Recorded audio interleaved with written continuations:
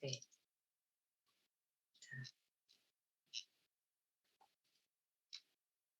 보시면 되겠습니다.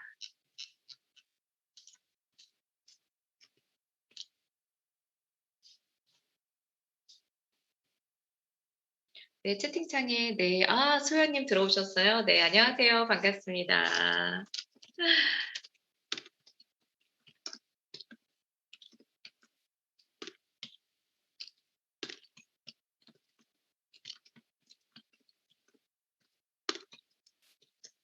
역시 항상 빠르게 이제 들어와 주시는 우리 소연 강사님, 반갑습니다. 자, 일단은 채팅창에 조금 인사를 이렇게 좀 나눠 주시면 되겠습니다. 자, 시간이 이제 됐기 때문에 저희가 너무 이제 또 지체하면 안 되잖아요. 그래서 작가님을 이제 모시고 일단 시작을 해볼 거고요. 네, 안녕하세요. 반갑습니다. 네, 채팅창으로 지금 많이들 지금 들어오고 계십니다. 자, 먼저 우리 윤정훈 작가님 모시도록 할 텐데요. 지금 저희가 이제 처음에 안내를 드렸을 때 이런 말씀을 이제 문구를 딱 넣었어요. 정리를 하는 것은 자신을 위한 것이고 자신을 사랑하는 일이다. 저는 이 문구가 굉장히 마음에 들었거든요.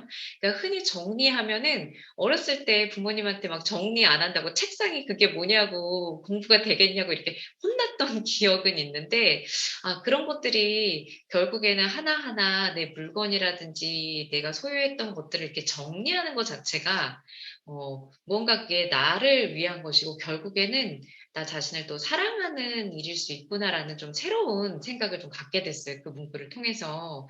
그래서 실제로 지금 바른 공간 경영 연구소를 이제 운영하시면서 정리 컨설턴트로 활동을 하시거든요. 우리 윤정훈 작가님이. 그래서 어떻게 일을 하시게 됐고 또 제가 말씀드린 그러한 내 자신을 사랑하는 그러한 일이라는 그러한 생각을 가지고 또 이 업을 어떻게 하시게 됐는지 또 어떻게 우리가 나를 그렇게 정리를 통해서 사랑해야 되는지 그 이야기를 좀 들어보도록 하겠습니다. 자, 저희가 지금 비대면이지만 소리는 이렇게 들려드릴 수는 없지만 네, 박수로 환영을 해보겠습니다. 네, 윤정원 작가님 안녕하세요. 네, 안녕하세요. 반갑습니다. 네, 진행 편하게 해주시면 되겠습니다. 네, 이렇게 임정민 대표님을 통해서 여러분들 만나뵙게 돼서 너무 반갑고요. 사실 정리라는 게 우리 인생의 가장 기본이 된다는 그런 말씀을 먼저 좀 드리면서 제 얘기를 좀 시작하고 싶습니다. 화면 공유가 좀 돼 있나요? 지금 해주시면 됩니다. 네네. 네. 알겠습니다. 네, 화면 잘 보이고 있죠? 네, 지금 네. 채팅창에 네. 잘 보이고 있다고 하십니다. 네네. 반가워요. 네, 반갑습니다. 우리 곽윤선님, 에너지스타님, 네, 너무 멋진 오빠님 너무 반갑습니다. 네, 우리 작가님 화면 공유해 주시고 바로 강의 이어가도록 할게요. 네, 반갑습니다. 다시 한번 인사드릴게요. 저는 정리수납 전문가 또 작가로서 활동하고 있는 윤정훈이라고 합니다. 반갑습니다. 네, 사실 오프라인으로 계속 강의를 하면서 여러분을 뵙다가 이렇게 줌으로 비대면으로 뵙는 게 아직은 좀 어색합니다. 네, 그래도 상황이니만큼 이렇게 반갑게 여러분들 뵙게 돼서 너무 기쁘고요. 제 이야기를 좀 시작하도록 하겠습니다. 일단 제 소개를 좀 간단하게 좀 말씀드리면요. 저는 원래는 1998년부터 올해까지 22년간을 컴퓨터 용품 사업을 이렇게 해오고 있는 사람입니다. 이제 곧 정리를 좀 하게 되었고요. 잉크포라는 사업은 좀 정리를 하게 되었는데 뭐 그 얘기를 말씀드리자면 너무 이제 긴 얘기가 돼서 이렇게 그냥 짤막하게 말씀드리고, 저는 이제 더민이라는 회사에 지점을 한 3년간 운영을 하다가 내가 내 그릇이 남의 회사에 지점을 할 사람이 아니다. 내 스스로 창업을 해야 되겠다. 그런 결심을 하게 돼서 바른 공간 경영을 지금 운영을 하고 있습니다. 제가 이제 책을 2019년에 인생을 바꾸는 정리기술이라는 책을 내고 여러 곳에서 저자 특강도 하고 또 강의를 진행을 해왔는데요. 사실은 제가 이렇게 빨간색으로 밑줄 긋고 싶은 그런 강의가 하나 있어요. 사실은 제가 얼마 전에 숙명여대 MBA 경영대학원 졸업식에서 특강을 1시간 정도 진행을 했습니다. 사실 이게 지금 오프라인 같으면은 여러분들의 뜨거운 박수를 받을 만한 그런 이야기인데, 아쉽게도 저 혼자 이렇게 얘기를 좀 하고 있습니다만은, 사실 정리수납 전문가로서 이렇게 경영대학원 그것도 졸업식 날 특강을 하는 건 좀 쉬운 일은 아닐 텐데, 하여튼 제가 특강을 하게 되었고요. 그리고 저는 2009년에 제가 조금 전에 말씀드렸다시피 잉크포이라는 회사를 22년간 운영을 해왔다 그랬잖아요. 근데 저는 이거를 98년도 그 34살의 젊은 나이에 햇볕도 들지 않는 두 평남짓한 지하 창고에서 사업을 시작했거든요. 그 당시에 제가 10여 년간을 계속 일기를 썼는데, 그 일기 쓴 것을 모아가지고 제가 2009년도에 자비로 출간한 적이 있고요. 금방 말씀드린 대로 인생을 바꾸는 정리기술을 쓴 작가이기도 합니다. 일단 제 얘기를 하기 전에 제가 꼭 소개시켜 드리는 그런 문구가 하나 있어요. 이건 뭐냐면, 이제 영화감독 각경택이 했던 얘기를 제가 조금 각색을 한 건데요. 진정한 챔피언이란 이미 챔피언이 되어 있는 사람이 아니라 챔피언이 되기 위해 도전하고 최선을 다하는 사람이다. 저는 이 얘기를 꼭 서두에 좀 합니다. 왜 이런 얘기를 하냐면요. 챔피언이 되기 위해서 굉장히 많은 노력을 하고 땀을 흘리고 또 모든 걸 걸잖아요, 사람들이. 특히 뭐 건투 챔피언 같은 거 헝그리 정신으로 막 해서 챔피언이 되는 것까지 좋은데, 챔피언이 되고 나서 그 헝그리 정신이 없어지면 챔피언에서 이렇게 떨어지죠. 그러니까 챔피언이 되는 게 중요한 게 아니라 그 챔피언이 되기 위해 도전하고 최선을 다하는 그런 노력이 중요하다는 그런 얘기를 하고 싶고요. 또 이 시간에 이렇게 제 강의를 듣는 여러분이야말로 저는 진정한 챔피언이라고 생각을 합니다. 오늘 제가 말씀드릴 주제는요. 여러분들 보시기에 제가 좀 젊어 보이시겠지만 저는 50대 중반을 달려가고 있는 사람입니다. 50대 중반을 달려가고 있는 남성인 제가 어떻게 정리수납을 만나고 또 어떻게 정리수납을 시작하게 되었는지와, 또 조금 전에 말씀드렸다시피 98년 여러분 34살의 젊은 나이에 사업을 시작했는데 그 사업 스토리와 함께 짧게 좀 말씀을 드릴 거고요. 그리고 두 번째는 정리를 왜 해야 되는지 그 의미를 좀 먼저 말씀을 드릴 겁니다. 사실은 정리를 잘하는 노하우, 정리 기술 이거보다 더 중요한 거는 정리를 왜 해야 되는지 그 의미를 아는 게 더 중요하다고 할 수 있습니다. 또 한 걸음 더 나가서 사실은 정리의 철학이라고 할 수도 있거든요. 그리고 이제 제가 세 번째는 정리의 기술 5단계. 어떻게 하면 정리를 잘 할 수 있는지에 대해서, 뭐 정리란 숨어있는 공간을 찾아서 공간을 넓게 하고 생활을 편리한 게 정리다, 이런 얘기 하지 않습니다. 어떻게 하면 정리를 잘 할 수 있는지 상세하고 또 사진을 보여드리면서 일례를 보여드리면서 쉽고 전곡을 찌르는 그런 정리 강의가 될 겁니다. 조금 전에 말씀드렸다시피 저는 1998년 여름 잉크 충전방 제가 창업을 했는데요. 98년 여름 그 당시에 실제로 제가 사업을 했던 장소입니다. 지금 보시면은 햇볕도 잘 들지 않고 어두컴컴한 저 지하 창고에서 제가 사업을 시작을 했습니다. 그 당시 제 아이가 이제 1살이었고요. 그리고 또 갓 태어난 아기, 그러니까 연년생으로 이렇게 아이가 둘이 있었어요. 근데 수입 이렇게 어렵게 지하 창고에서 사업을 시작해서 한 달 수입이 20만 원, 30만 원밖에 되지 않았어요. 그 어려운 시기를 막 이렇게 거쳐서 제가 이제 사업을 이제 하게 되는데요. 놀랍게도 제가 2년 6개월 만에 삼성전자, 여러분 잘 아시죠? 사실 뭐 삼성전자는 뭐 제가 말씀드릴 필요가 없죠. 뭐 국내 기업이라기보다는 이제 세계적인 기업이지 않습니까? 근데 제가 삼성전자에 제가 만든 재생 잉크를 납품을 하게 됩니다. 저는 이걸 뭐 운명의 여신이 저에게 천사가 저에게 미소를 보냈다, 이렇게 표현하기도 하는데요. 제가 삼성전자에 물건을 납품하게 되면서, 제 물건을 납품하게 되면서부터 정말 물건이 날개 돋친 것이 팔렸어요. 예를 들어서 제가 부산에 영업을 하러 가서 어떤 컴퓨터 용품점에 들어가서 제 재생 잉크를 팔기 위해서 저는 삼성전자에 물건을 납품하고 있습니다, 이렇게 얘기를 하면요. 뭐 두 말이 필요 없이 바로 이렇게 오다를 받아서 정말 자고 일어나면 매출이 2배가 뛸 정도로 그렇게 굉장히 큰 회사가 막 점점 커지고 매출이 커지고 회사가 점점 커지게 되었습니다. 그런데 제 스토리는 거기서 끝난 게 아니고요. 저는 그 다음 해에 잉크 충전반 체인 사업을 시작하게 되는데 그 다음에 2001년에 중국 상해에 한국 최초로 이제 잉크 충전망을 개설하게 되었습니다. 지금 뭐 사진에 좀 나오고 있습니다만은 이 사람은 한족이에요.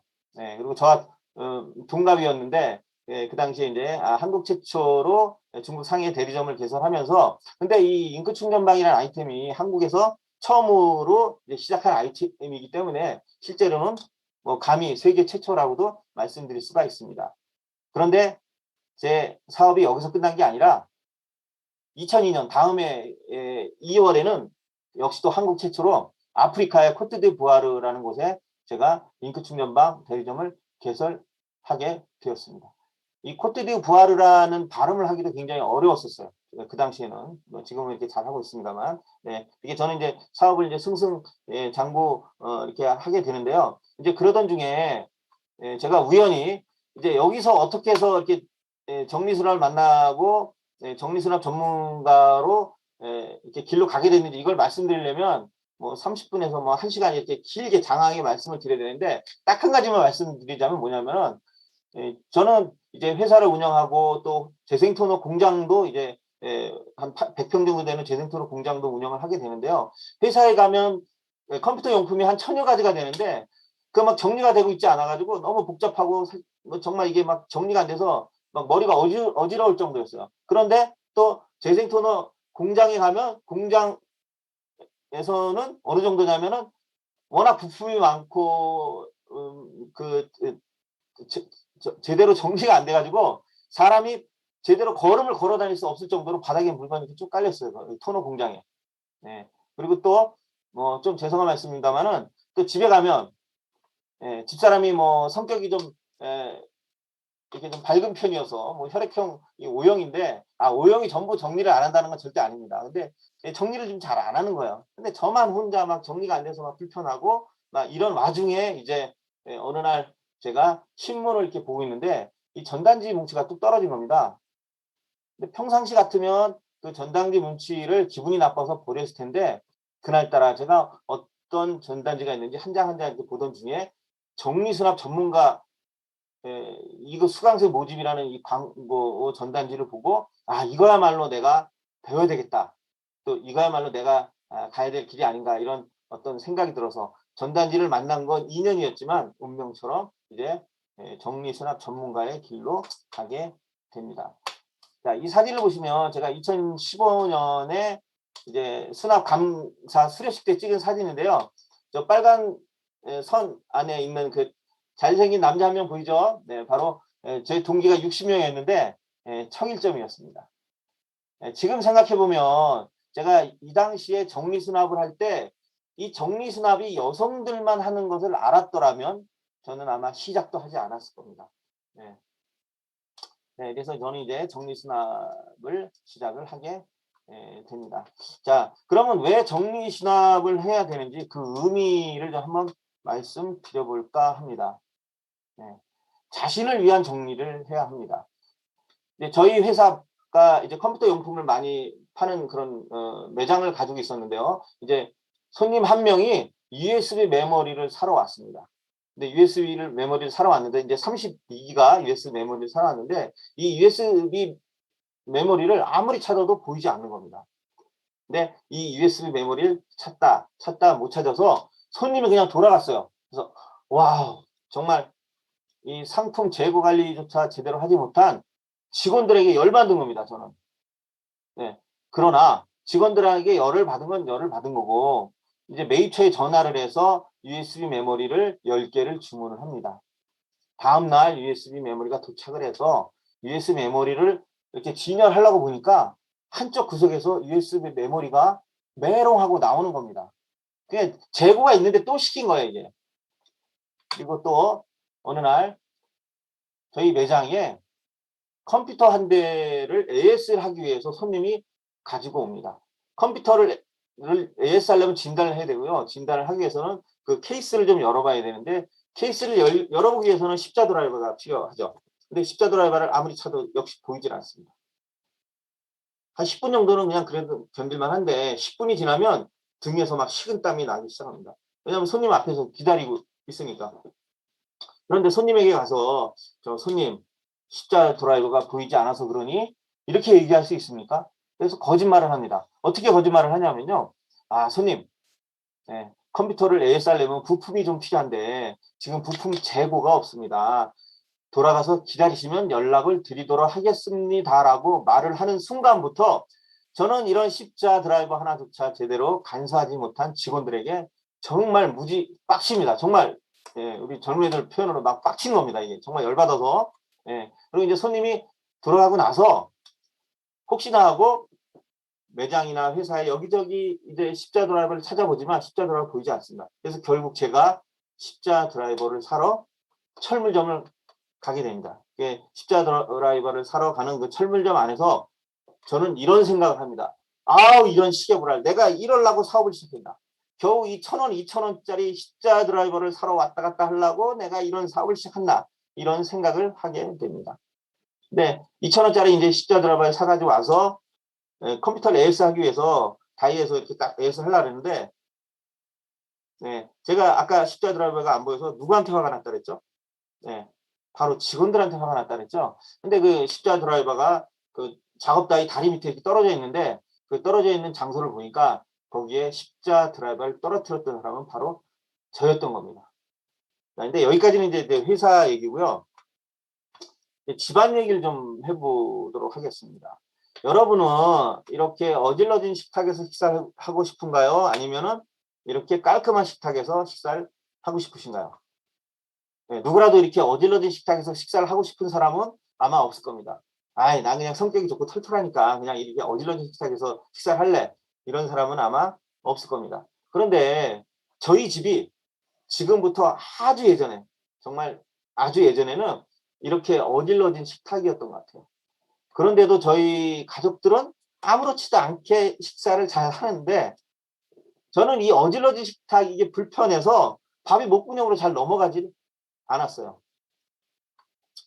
자, 이제 신랑이 퇴근하고 집에 들어왔는데 집안이 이렇게 어질러져 있습니다. 그런데 이게 하루 이틀이 아니라 계속해서 반복적으로 어질러져 있으면은 신랑이 집에 들어오는 게 싫어서 바깥에서 방황하는 수가 있습니다. 네, 여기 지금 여러분들 모습이 잘 안 보입니다만은 결혼하신 남성분들은 혹시 제 말에 공감하시는 분이 있을지도 모르겠습니다.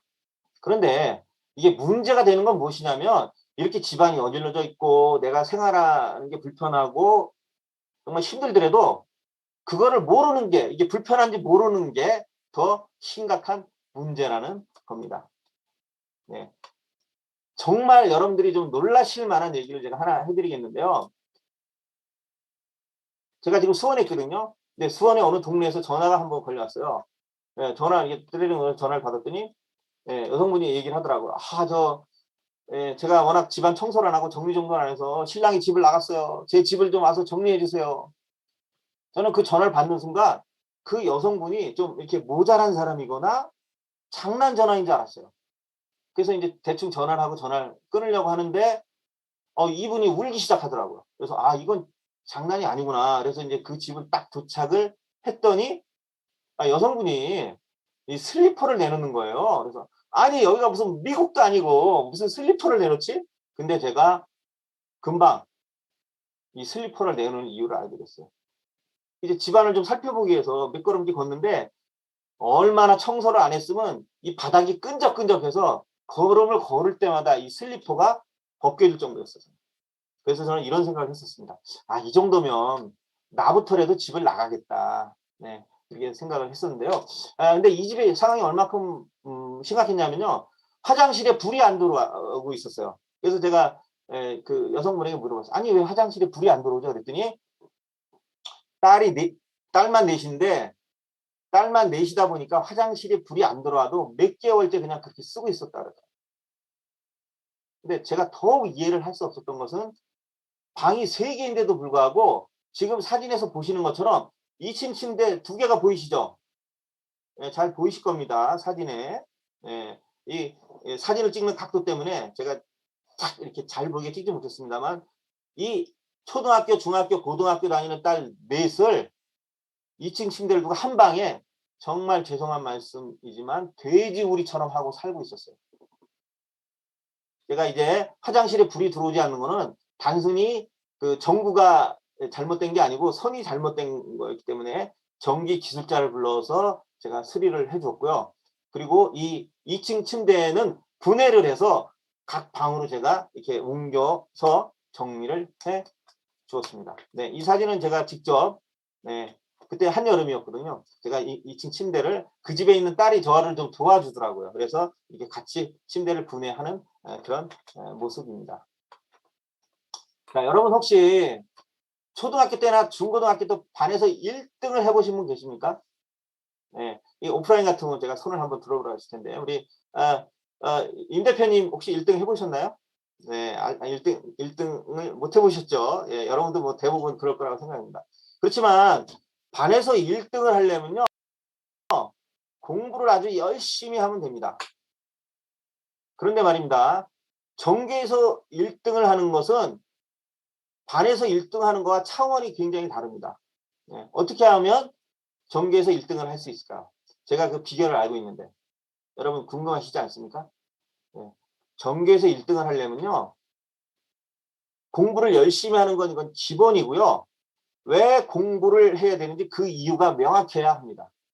예, 지금 이 사진에서도 보면 이 초등학생이, 예, 꼭 검사가 되어서 억울한 사람을 돕고 싶다. 그래서 공부를 하고 있는 거거든요. 네. 근데 정리도 역시 마찬가지입니다. 정리를 위한 정리를 하는 게 아니라 정말 뭐 공간을 좀 이쁘게 하고 넓게 하고 깨끗하게 위해서 정리를 하는 게 아니라 나 자신을 위한 공간을 만든다는 그런 마음으로 정리를 해야 한다는 겁니다. 자, 지금 이 집에 사진을 제가 보여드리겠는데요. 지금 이 집에는 한 방을 형제가 같이 쓰고 있습니다.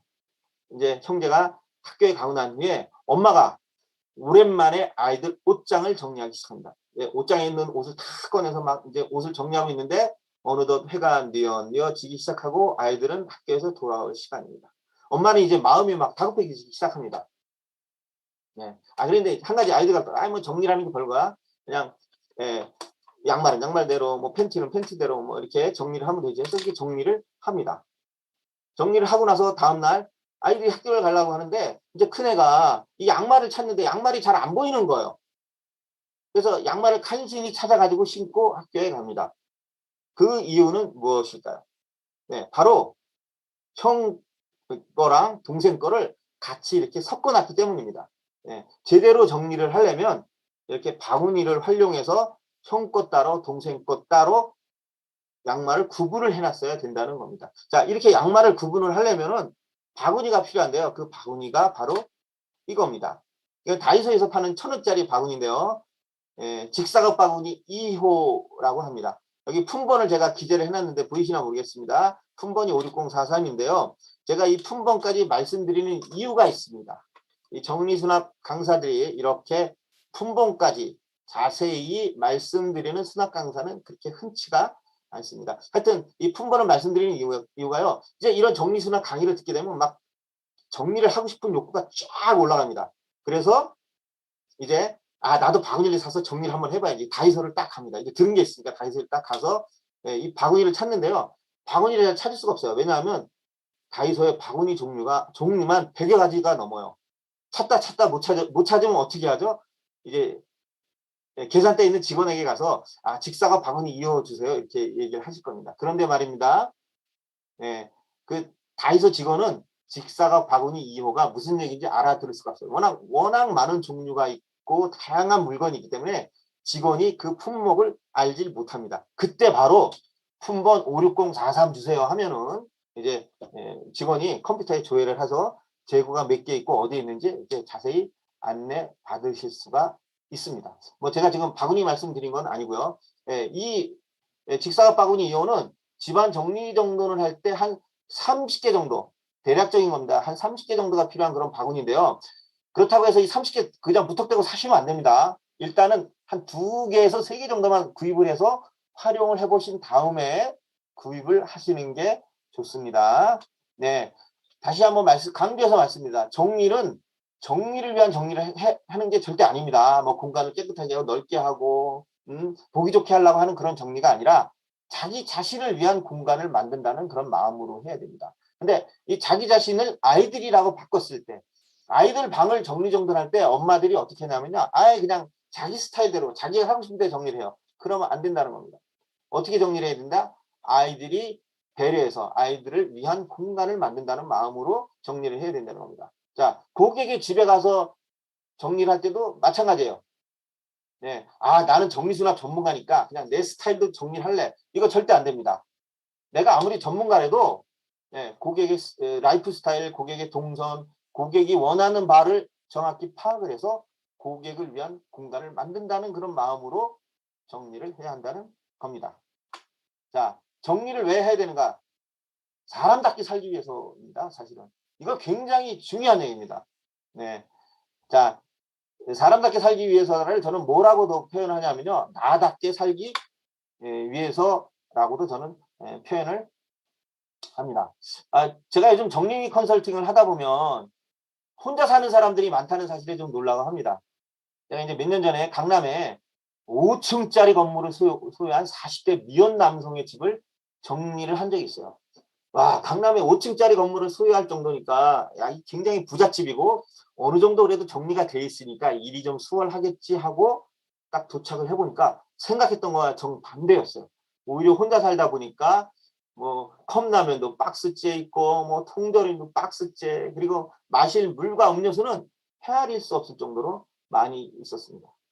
이제 어느 정도 정리가 다 되어갈 무렵에 밖에 나가 있던 고객이 소파에 앉으면서 이런 얘기를 했습니다. 아, 이제부터 내가 사람답게 살겠네. 저는 그 말을 듣는 순간 깜짝 놀랐어요. 제 귀를 의심했어요. 아니, 이렇게 강남에 5층짜리 건물을 소유한 사람이 그러면 정리를 하기 전에, 이게 굉장히 중요한 얘기입니다. 정리를 하기 전에는 사람답게 살지 못했다는 이야기인가? 저는 그런 생각을 해봤습니다. 그래서 100평짜리 집에 살던 허름한 원룸에 살던 그건 중요하지 않습니다. 허름한 원룸에 살아도 정리를 잘 하고 살면 100평짜리 럭셔리한 집에 사는 것처럼 살 수가 있습니다. 자, 여러분, 사람답게 살기 위해서는 무엇을 해야 된다고요? 두 글자인데, 네, 다 같이 한번, 뭐, 안 들리지만 한번 각자 외쳐보시겠습니다. 자, 두 글자인데, 시작! 정리를 하고, 정리. 네, 하고 살아야 한다는 겁니다. 네, 시간 관계상 조금 좀 빨리 진행을 해야 될 것 같아요. 자, 물건의 통제를 당하면서 살 것인가? 저희가 사실은 좀 어질러져 있는 공간에 가 있으면은 불편함을 느끼는 이유가요. 자기 자신을 알지 못하지만 물건에게 통제를 당하고 있다고 느끼기 때문입니다. 우리가 삶을 살면서 천만금을 준다고 해도 누군가에게 무언가의 통제를 당하면서 살면 행복할 수 없을 겁니다. 제가 이제 잠실에 있는 어느 그 아파트를 정리를 한번 했습니다. 근데 저희는 이제 정리수납 전문가들은 정리를 할 때는 숟가락 하나, 젓가락 하나, 바늘 하나를 같이 다 놓기 때문에 그게 일을 하다 보면 그 사람의 직업, 나이 등을 상세하게 알 수가 있어요. 뭐 저희 정리수납 전문가들이 호구조사하는 건 절대 아닙니다. 근데 일을 하다 보면 알 수가 있어요. 근데 막 이게 정리를 하다 보니까 명함이 나왔는데 이 집이 이름만 대면 알만한 회장님 집이었어요. 근데 막 이렇게 정리를 하고 있는데 지금 이 사진에 보이는 이 여행용 가방이 무려 13개가 나온 겁니다. 제가 이거 여행용 가방이 13개 나왔다 그러면 거짓말 치지 말라, 뻥치지 말라 그러는데요. 숫자 하나도 안 틀린 13개가 나왔습니다. 이 여행 가방이 너무 많다 보니까 이 집안 정리 정도를 제대로 할 수 없는 거예요. 그래서 제가 고객한테 가서 물었습니다. 아, 저 고객님, 이 여행 가방이 너무 많습니다. 이것 때문에 정리를 못하겠습니다. 3개만 버렸으면 좋겠습니다라고 했더니 고객이 고개를 설레설레 흔들면서 아, 그건 안 되고요. 하나만 버려주세요. 그러더라고요. 그래서 제가 그 중에서도 가장 낡고 구멍이 뚫렸던 가방이 하나 있어요. 그래서 그 가방을 가지고 이제 제가 털레털레 버리러 가고 있는데 빈 가방이 생각보다 이게 너무 무거운 거예요. 그래서 뭐가 들어있나 열어봤더니 그 안에 쓰레기가 잔뜩 들어가 있고 심지어는 그 회장님이 입었던, 이 얘기를 해야 되나 말아야 되나 고민인데, 팬티하고 양말까지 들어있는 거예요. 그리고 회장님이 해외 출장을 가면서 신었던 뭐 호텔에서 줬던 슬리퍼, 뭐 일회용 칫솔, 치약 이런 게 들어있습니다. 그래서 진짜 쓰레기가 더 기분이 나빴는데 그 안에 체크기만 한 정말 낡고 해진 가방이 하나 보이는 겁니다. 그래서 저는 그 안에 뭐가 있자고 자크를 열었다가 너무 놀라서 뒤로 팍 넘어질 뻔했어요. 정말. 네, 거기서 뭐가 나오냐면요. 손바닥 크기만한 금덩어리 2개하고 요만한 금덩어리 2개가 나온 겁니다. 막 이게 인디아나 존스라든가 이런 영화를 보면 그 주인공이 금괴를 발견하면 막 이렇게 놀래잖아요. 저거 오버하는 건 줄 알았어요. 근데 오버하는 게 저도 그렇게 놀랐습니다. 정말 금덩어리를 발견하고 굉장히 놀랐는데요. 저는 이 집을 제가 이제 정리를 하고 나오면서 이런 생각을 해봤습니다. 돈과 명예, 예쁜 사모니까지. 정말 좀 죄송한 말씀인데 그 집에 갔을 때 그 고객이 너무 우아하고 정말 이게 아름다우셨어요. 알고 보니까 회장님 사모님이었던 겁니다. 이 돈과 명예, 예쁜 사모니까지 다 얻은 이 회장님은 과연 행복할까? 자기 자신도 모르게 자기가 가지고 있는 물건에게 통제를 당하면서 불행하게 사는 것은 아닐까. 정말 이런 생각을 제가 해봤습니다. 이거 실제 제 생각이고 있었던 일입니다. 자, 여러분, 물건에 통제를 당하고 사시겠습니까? 아니면 물건을 통제하시면서 사시겠습니까? 그건 당신의 선택입니다. 자, 정리는 자기 자신을 사랑하는 일이다. 이건 사실은 어찌 보면 오늘 제가 말씀드리는 얘기의 주제이기도 한데 이건 제가 얘기한 게 아니고요. 바로 삼성전자의 이건희 회장이 얘기한 겁니다. 이건희 개혁 10년이라는 책에 나오는 내용인데요. 이건희 회장이 독일 그 프랑크푸르트행 비행기를 타고 임원 전세기죠. 부럽습니다. 전세기를 타고 뭐 이게 해외여행을 갑니다. 이제 출장이죠. 이제 임원들하고 이제 출장을 가면서 실제 있었던 일입니다. 이건희 회장이 오디오 설계 기술자, 일본 기술자를 초빙을 해서 직원들과 함께 10년간 일을 하게 합니다. 10년간 일을 하게 하고 그 기술자가 일본으로 돌아가면서 이건희 회장에게 제출했던 보고서 내용입니다. 회장님, 제가 10년 동안이나 직원들에게 드라이버 하나, 부품 하나를 제대로 두라고 그렇게 신신당부를 하고 지시를 했는데 말을 듣지 않습니다. 기계가 고장이 나서 일자 드라이버가 필요한데 이 일자 드라이버를 제대로 찾지 못해서 기계를 제대로 수리를 못했다라는 그런 내용의 보고서였습니다. 이건희 회장이 이 보고서를 임원들에게 나눠준 다음에 읽게 하고 자 각자 소감을 얘기해보라고 합니다. 임원들이 이제 소감을 얘기하기 시작합니다. 회장님, 이거는 처벌 규정을 강화해야 됩니다. 또 어떤 다른 임원이 얘기합니다. 회장님, 이건 책임의식이 결여됐습니다. 다른 임원이 또 이렇게 얘기합니다. 회장님, 이건 교육을 강화해야 합니다. 그때 그 말을 가만히 듣고 있던 이건 회장이 이런 얘기를 합니다. 그건 자기 자신을 사랑하지 않기 때문이다. 저는 이 책을 읽으면서 정말 이 문구 하나에 감동을 받았어요. 개혁에 대한 내용, 뭐 회사를 어떻게 운영하냐 이 내용보다 여기에 정말 큰 감동을 받은 적이 있습니다. 여러분, 정리는 사랑입니다. 일단 자기 자신을 사랑하는 거고요. 그리고 타인을 사랑하는 일입니다. 자, 이제 본격적으로 정리기술 5단계로 들어가 보도록 하겠습니다. 자, 여러분들 큰 맘 먹고 정말 집안 정리 정돈을 해본 경험들이 다들 있으시죠? 다들 있으실 겁니다. 그죠? 네, 그렇지만 그렇게 큰 맘 먹고 정리를 해보면은 그게 제대로 오래 가던가요? 아니면 오래 못 가던가요? 오래 못 가면 아마 일주일은 갈 겁니다. 근데 일주일이 지나면 다시 어지러진 원상태로 돌아가기 시작합니다. 그 어지러진 원상태를 보고 있으면 어떤 기분이 드십니까?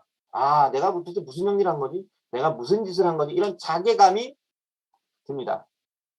그래서 저는 이거를 정리를 한 후에 어지러진 원상태로 돌아가지 않는 정리기술, 그거를 실패하지 않는 정리기술이라고 부릅니다.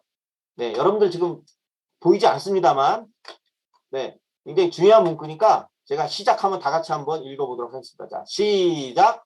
실패하지 않는 정리기술. 자, 한 번 더 해볼게요. 시작. 실패하지 않는 정리의 기술. 기술.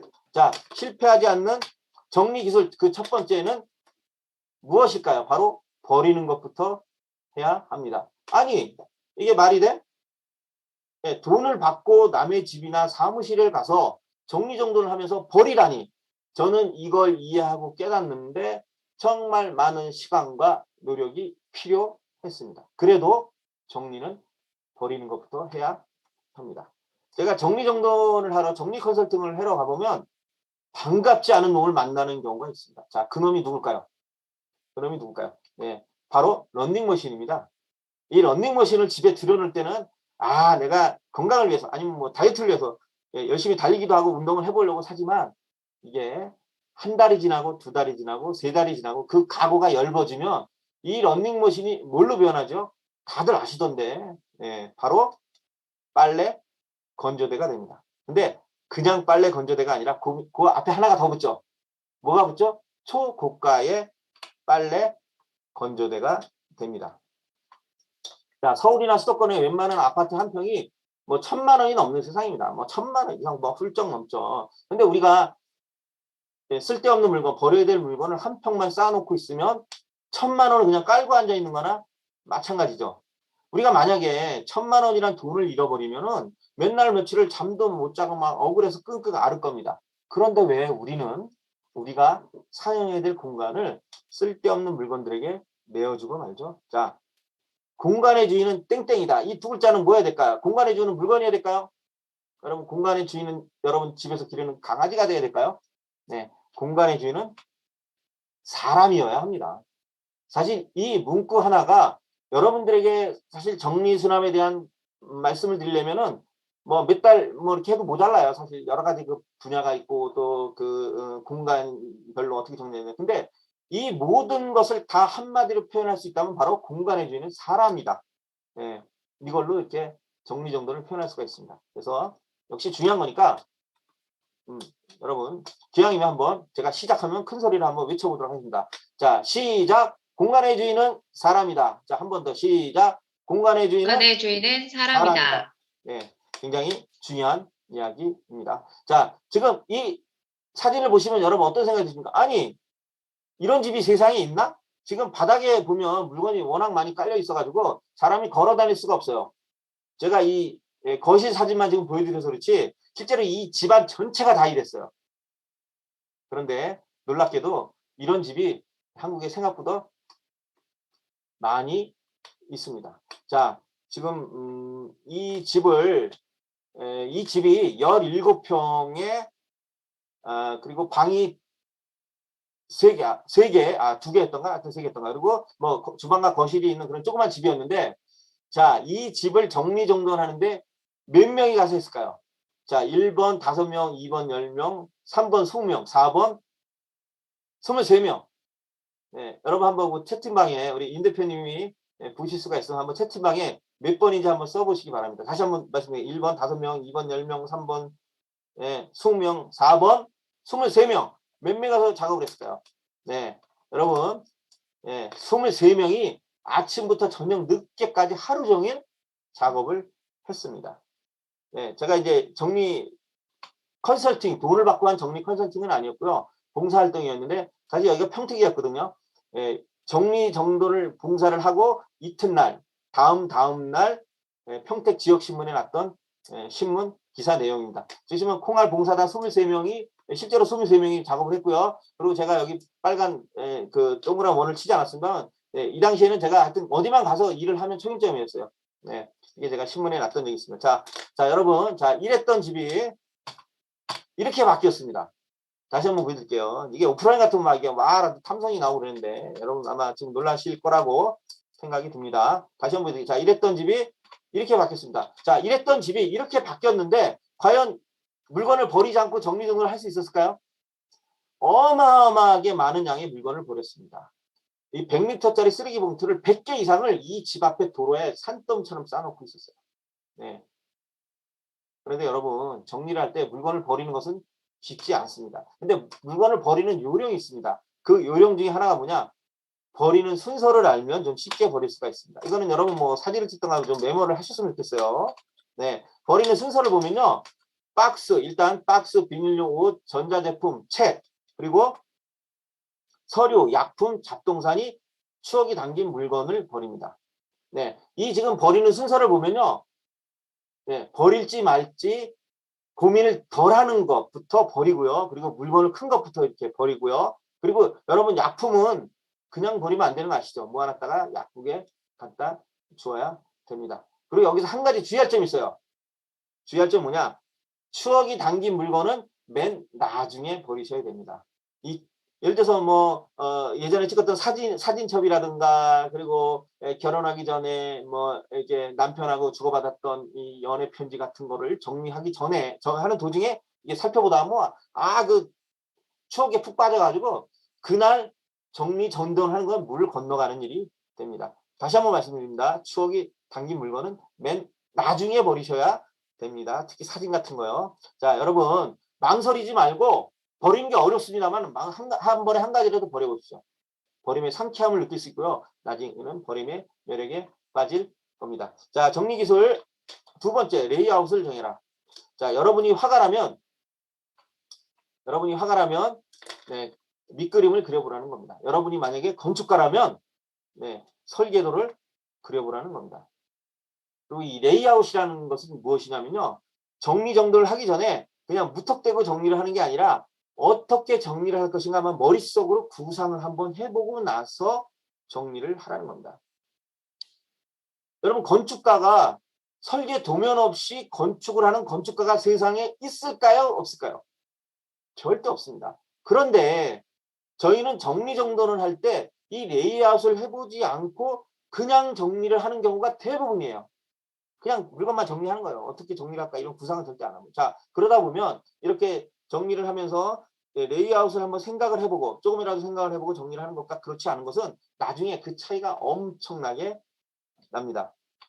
자, 그래서 싱크대 상부장을 통해서 한번 여러분 이게 레이아웃이 무엇인가에 대해서 제가 좀 설명을 드리도록 하겠습니다. 자, 싱크대 상부장을 레이아웃을 할 때는 일단 싱크대 문을 활짝 열고 지금 맨 위에 있는 이 문이 고장이 나서 열리지 않습니다만은 이게 뒤로 물러서서 한번 살펴보는 겁니다. 아, 어떻게 정리를 해야 될까? 머릿속으로 한번 구상을 한번 해보는 겁니다. 먼저. 자, 그럼 실제로 어떻게 이제 레이아웃을 정하는지 간단하게 한번 살펴보도록 하겠습니다.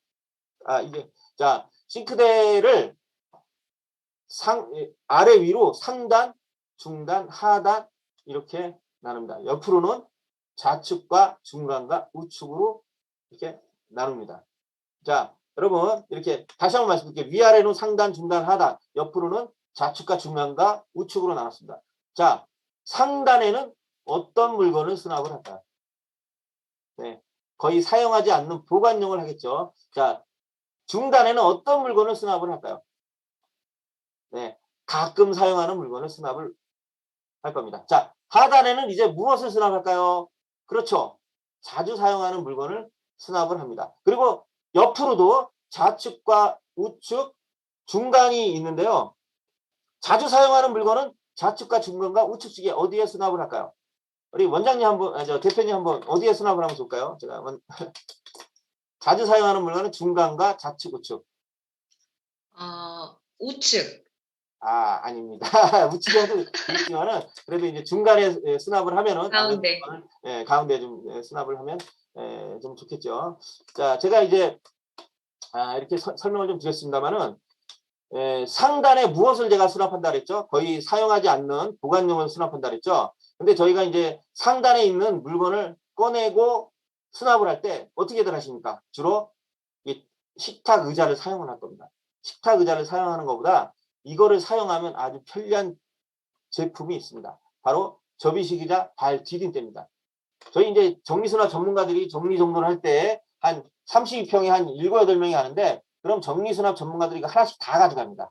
그래서 저희가 정리를 하면서 이걸 활용하는 모습을 보면 고객이 지금 어디서 구입을 해야 되는 거 어떻게 구입해? 꼭 물어봅니다. 그리고 꼭 사는 그런 가정 필수품이라고 할 수가 있습니다. 그래서 이것도 여러분이 메모를 하시면 좋을 것 같아요. 접이식이자 발 디딤대. 근데 이걸 사실 때 주의하셔야 될 점이 있어요. 이 폈을 때 높이가 45cm 되는 걸 사셔야 돼요. 20cm, 30cm는 낮아서 쓸모가 없습니다. 그리고 이게 평상시에는 접어서 좁은 공간에 수납을 할 수 있고요. 이게 약해 보이지만 하중을 무려 100kg 견뎌줍니다. 그래서 좀 몸무게 나가 뚱뚱하신 분도 전혀 염려하실 필요가 없다는 거 말씀드립니다. 네, 자 이제 싱크대 상부장을 통해서 다시 한번 좀 디테일하게 제가 레이아웃을 말씀드리겠는데요. 자 지금 여기를 보시면은 상단에 유리병이 있고요. 그 다음에 이제 중단에는 이제 밥그릇, 국그릇이 있고 하단에는 락앤락 뭐 이런 게 지금 수납이 되어 있는데요. 이거는 연출한 게 아니라 실제로 컨설팅 할 때 정리전 모습입니다. 자, 이 사진을 보고 혹시 이 집에 몇 명인지 아시는 분 가족이 사실을 알기가 좀 어렵습니다. 오프라인 같은 경우는 몇 명인지 제가 이렇게 좀 좀 질문과 답을 좀 주고받을 텐데 아쉽습니다만은 몇 명인지 알기가 좀 어렵습니다. 자, 그러면 정리 후에 모습을 한번 보여드릴게요. 짠. 자, 상단에는 제가 아까 조금 전에 말씀드린 대로 락앤락과 텀블러 거의 사용하지 않는 보관용을 수납했고요. 그리고 밑에 중단에는 여유 있는 그릇, 여유분의 그릇을 했고요. 그리고 밑에는 국그릇과 밥그릇, 그리고 접시를 수납을 했습니다. 자, 이제 이 사진을 보고 정리 후에 사진을 보고 몇 명인지 아시는 분, 대부분 맞추십니다. 이 사진을 보면 3명인지 알 수 있습니다. 무엇을 보고 알 수 있나요? 국그릇과 밥그릇을 보면 알 수가 있습니다. 국그릇과 밥그릇을 하단에 수납한 이유는 매일 자주 사용하는 거니까 손이 닿는 곳에 하단에 수납을 한 겁니다. 자, 이렇게 레이아웃은 정리를 하는데 건축의 설계도처럼 뼈대를 이루는 아주 중요한 역할을 합니다. 자, 정리기술 세 번째, 핑거전의 법칙을 활용하라. 핑거전의 법칙이라는 거 굉장히 간단합니다. 핑거, 이 손이 닿는 곳에 자주 사용하는 것을 수납한다는 그런 이야기입니다. 자, 제가 조금 전에 싱크대 상부장을 정리할 때 말씀드렸죠. 국그릇과 밥그릇을 어디에 수납을 한다고요? 하단에. 자, 하단 중에서도 자주 사용하는 것은 좌측과 우측, 중간 중에 어디에 수납을 한다고요? 중간에. 그래서 자주 사용하는 거니까 이제 국그릇과 밥그릇을, 그리고 또 손이 닿는 곳에 이렇게 수납을 한 겁니다. 그런데 여러분에게 파레토의 법칙을 좀 말씀드릴게요. 아니, 정리 수납을 얘기하면서 사실 이 파레토의 법칙은 경제이론이에요. 경제이론인데 이걸 왜 얘기하냐? 자, 그럼 파레토의 법칙이라는 것이 무엇이냐? 상위 20%의 사람이 80%의 부를 가지고 있다거나 아니면은 어떤 상점의 상위 20%의 고객이 80%의 매출을 한다는 그런 얘기입니다. 좀 말이 조금은 좀 어려우신가요? 그래서 제가 아주 간단하게 말씀을 드려볼게요. 여러분 옷장에 옷이 10벌인데 그중에서 자주 입는 옷은 몇 벌이다? 2벌이다. 뭐 이런 이야기입니다. 서두에서 말씀드렸다시피 이거는 경제이론인데 왜 제가 이 파레토의 법칙을 말씀드리냐, 정리수납을 얘기하면서 자주 사용하는 물건만 제대로 수납을 해도 정리의 절반을 해낸 거나 마찬가지라는 그런 이야기입니다. 자, 지금 5단 서랍장이 있는데요. 속옷은 상단, 중단, 하단 어디에 수납을 하면 좋을까요? 그렇죠. 자주 사용하는 거니까 상단에 수납을 합니다. 하단에 수납을 하면 허리를 구부려서 꺼내고 불편하겠죠. 근데 저게 정리 수납을 하다 보면은 나는 여태까지 속옷을 하단에 수납을 했으니까 그냥 하단에 수납을 해주세요. 이런 고객이 있습니다. 그럴 때는 저희 이렇게 이야기를 합니다. 저 손님, 일단 저희가 속옷을 상단에 수납을 해드릴 테니 일주일만 사용을 해보시고 그래도 불편하시면 전화를 주십시오. 저희가 와서 다시 하단으로 수납을 해드리겠습니다라고 얘기를 하지만 이 고객에게 전화가 올까요? 안 올까요? 전화가 안 오겠죠. 전화가 오면 저희가 고객이 전화 와서 또 해드리는데 그렇게 하겠습니까? 상단에 수납을 해도 이게 편하기 때문에 고객에게 다시 전화가 오지 않습니다. 자, 여러분 냉장고에 반찬이 이렇게 많이 들어가 있는데요. 부인이 있을 때는 그나마 상관이 없습니다만은 남편이나 아이들 혼자 있을 때 이 냉장고에 있는 반찬을 다 꺼내 먹기가 거의 불가능합니다. 이럴 때 좋은 방법이 있습니다. 뭐냐면요. 쟁반 위에 반찬을 이렇게 올려놓는 겁니다. 자, 이제 반찬을 꺼낼 때 어떻게 하면 되죠? 생방만 딱 꺼내면 됩니다. 이것도 기억을 해두시면 굉장히 좋은 꿀팁입니다. 자, 다시 한번 말씀입니다. 자주 사용하는 물건을 핑거전의 법칙을 잘 이해하고 활용해서 정리 어려운 게 아닙니다. 자주 사용하는 물건만 제대로 수납을 해도 정리의 절반은 이미 해낸 거나 마찬가지입니다. 자, 정리 기술 5번째 중에 4번째, 겹치기 수납을 하지 말합니다. 지금 이 접시가 이게 수납이 되어 있는데요. 밑에 있는 큰 접시를 꺼내려면 어떻게 됩니까? 위에 있는 접시를 작은 접시를 들었다 놨다 해야 되죠. 근데 저희가 설거지를 하면서 그 물기가 묻은 고무장갑으로 이걸 들었다 놨다 하다 보면 어떻게 될까요? 잘못하면 떨어져서 깨질 염려가 있죠. 자, 여러분 이제 접시 스탠드를 이용해서 이거를 세로로 수납을 했습니다. 이제 큰 접시 꺼내려면 어떻게 하면 되죠? 그냥 큰 접시 꺼내면 됩니다. 이렇게 세로로 수납을 하고, 자, 이 접시 스탠드를 제가 좀 보여드렸습니다. 이거 주방을 정리하는데 아주 필수 아이템이고 수납용품입니다. 자, 지금 옷을 애써 접었는데 어떻게 겹치기 수납을 했죠? 위에 있는 옷을 꺼낼 때는 그나마 상관이 없습니다만은 밑에 있는 옷을 꺼낼 때는 이거를 밑에 있는 옷을 꺼내고 놓다 보면 옷이 헝클어질 염려가 있죠. 옷을 애써 접은 보람이 없어지는 겁니다. 자, 이럴 때는 이렇게 바구니를 활용해서 이제 세로로 수납을 했습니다. 자기가 원하는 옷을 꺼낼 때는 이렇게 밀고 원하는 옷을 꺼내고 놓으면 이게 딱 제자리로 이게 잡아줍니다. 자, 여기서 바구니가 또 나오는데요. 이 바구니는 56047입니다.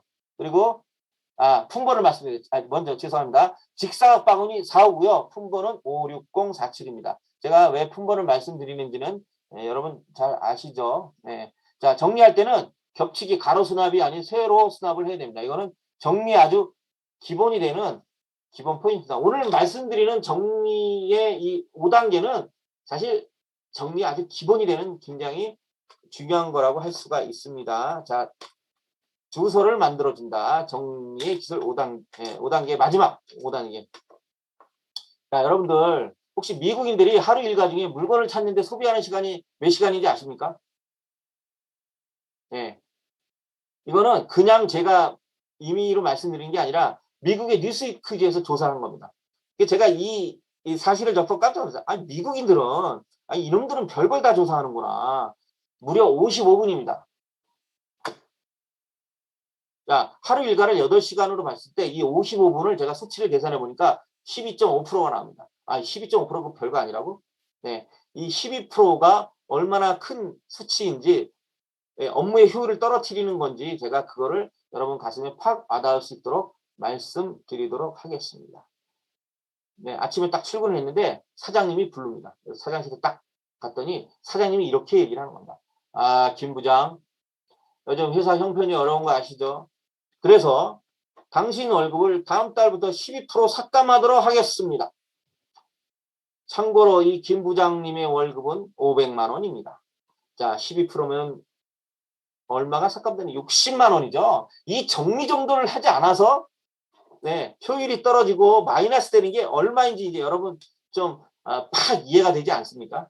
네, 이해가 되실 걸로 믿습니다. 네.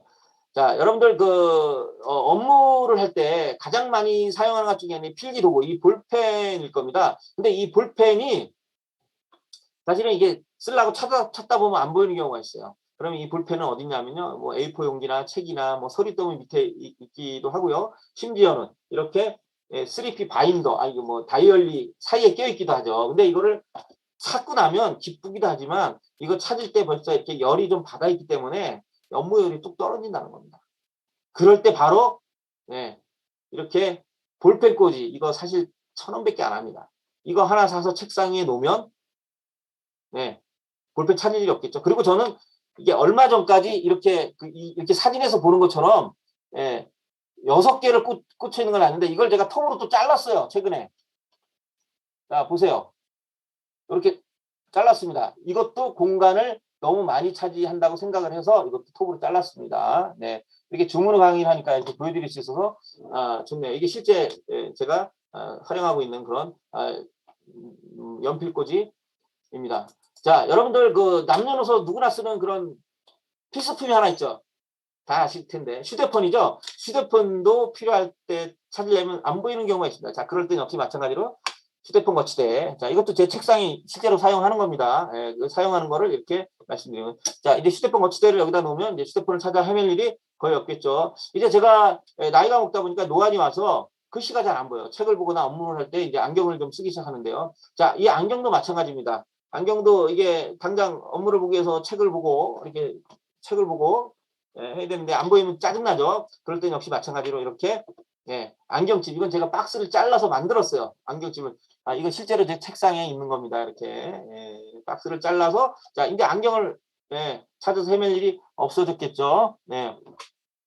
자, 그런데 놀랍게도 이 세 가지를 한꺼번에 할 수 있는 수납용품이 있습니다. 이건 제가 일부러 막 이걸 수납용품 찾아서 강의안을 만든 게 아닌데 나중에 알고 보니까 이게 있더라고요. 깜짝 놀랐어요. 자, 안경과 휴대폰과 볼펜을 다 꽂을 수 있는 12,000원 정도 해요. 좀 비싸긴 합니다만. 자, 여러분, 사람이 퇴근하고 집에 돌아가듯이 물건도 쓰임새를 다한 후에 돌아갈 주소를 만들어주는 겁니다. 그리고 물건을 제자리에 둘 때는 물건에게 오늘도 고마웠어라는 인사말을 하면 좀 어떨까요? 여러분, 요즘은 100세 시대라고 하죠. 우리 사회는 60세가 되었을 때, 뭐 심지어는 이제는 60세가 뭐 50세가 되었을 때 이 사회는 새로운 인생을 살 것을 냉정하게 요구하고 있습니다. 그 요구에 따르지 못하면은 낙오자가 되거나 쓸쓸한 말년을 맞이할 뿐입니다. 자, 제2의 인생을 사는데도 정리는 아주 중요한 역할을 합니다. 다시 한번 여러분에게 말씀드리고 싶습니다. 정리는 사랑입니다. 자기 자신을 사랑하고 타인을 사랑하는 일입니다. 감사합니다. 여태까지 윤정원이었습니다. 네.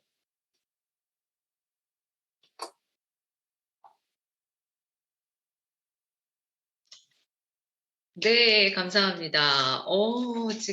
이게 사실은 비대면으로 하는데도 우리 윤정은 작가님의 열정이 막 느껴지는데요. 그 처음에 제가 대화 나눌 때보다 훨씬 더 열정적이고 카리스마 넘쳐서 저도 비대면인데도 아주 그냥 빠져들고 더 몰입해서 이제 들을 수 있었습니다. 감사합니다. 사실 그 채팅방에서 여러 가지 이제 막 질문들이 오고요. 반응이 막 어마어마했어요. 근데 이제 그런 부분은 확인을 못 하셨을 텐데 아까 막 다들 지금 정리하는 데 있어서 그 1등 한 번도 못 해봤다고 아까 반 1등 반에서 해보셨냐고 1등. 물어보셨잖아요. 예. 그래갖고 막 그런 이야기도 하셨고요.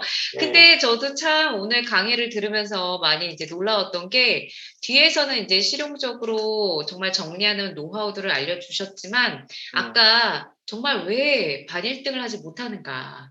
그러니까 이게 단순히 공부를 하고 안 하고의 문제가 아니라 어느 정도 공부는 해야 당연히 실력은 좋겠지만 왜 해야 되는지를 아는 사람만이 1등을 할 수 있다. 정규 1등. 네, 전교 1등. 그래서 그게 확 와닿았어요.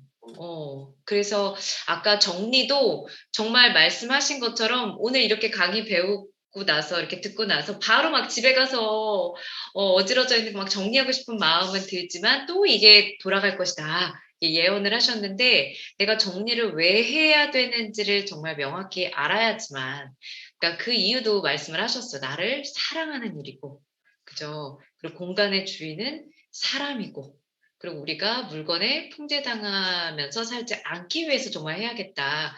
이런 생각들을 정말 갖고 있어야지만 결국에는 오늘 알려주신 노하우를 적용하고 이제 다시 돌아가지 않겠다. 이런 생각도 좀 드는 것 같습니다. 다들 막 실제 사례와 함께 막 듣는 이야기라서 너무 생생하고 도움이 됐다라고 지금 채팅창에도 엄청 말씀을 많이 하시고요. 어떤 분이 수백만 원 주고 그 런닝머신 샀다가 8,000원에 팔았다고 그 얘기 하셨어요. 아까 그 얘기 하실 때 채팅창에. 실제 사례고 제가 느낀 그러니까요. 점을 그대로 말씀드립니다. 그러니까요. 그래서 그거가 나랑 똑같구나 그렇게 공감하신 분들도 오늘 참여하신 분들 중에 계셔서 더 이렇게 와닿으셨던 것 같아요. 좋습니다. 자, 그러면은 오늘은 이렇게 해서 정리에 대한 우리가 정리 기술을 우리 윤정훈 작가님하고 이야기를 나눠봤는데요.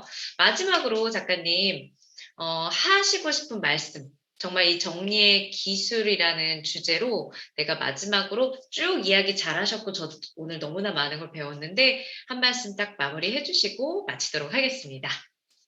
네. 사실은 이렇게 정리정돈하는 게 우리는 물건을 정리정돈한다고 생각하거든요. 근데 사실은 저희가 물건을 정리정돈하는 게 아니고요. 그 물건을 정리하는 속에서 마음을 정리하는 겁니다. 저희가 이제 많은 곳을 이제 정리 컨설팅을 해보고 이렇게 현장을 다니면은 저는 사실 그 집에 딱 도착했을 때 그 정리정돈이 안 돼 있는 상태를 보면 물론 이제 정리는 안 돼 있는 사람들이 부르지만 일반 가정집도 거의 정리가 안 됐다고 보시면 돼요. 그러면 그 사람의 마음 상태를 저는 알 수가 있거든요. 그래서 좀 정말 강조하고 제가 드리고 싶은 말씀은 공간의 주인은 사람이 되어야 된다. 이 말은 바꿔서 말하면 여러분의 인생의 주인이 되려면 물건을 정리하고 공간을 정리하고 살아야 된다. 는 거를 한 번 더 말씀드리고 싶습니다. 좋습니다. 자, 오늘 이렇게 해서 너무 열띤 강의해 주셔서 너무 감사드립니다. 자, 여러분 이렇게 해서요. 오늘 인파워 옹클 정리 특강 마무리하고요. 다음번에는 안내 드렸다시피 우리가 온라인 수업에서 상호작용할 수 있는 그 교수법을 가지고 저희가 강의를 한번 또 진행을 해 보도록 하겠습니다. 오늘 윤정훈 작가님 감사합니다. 자, 이렇게 해서 마치도록 할게요. 네, 감사합니다. 반갑습니다. 감사합니다. 네.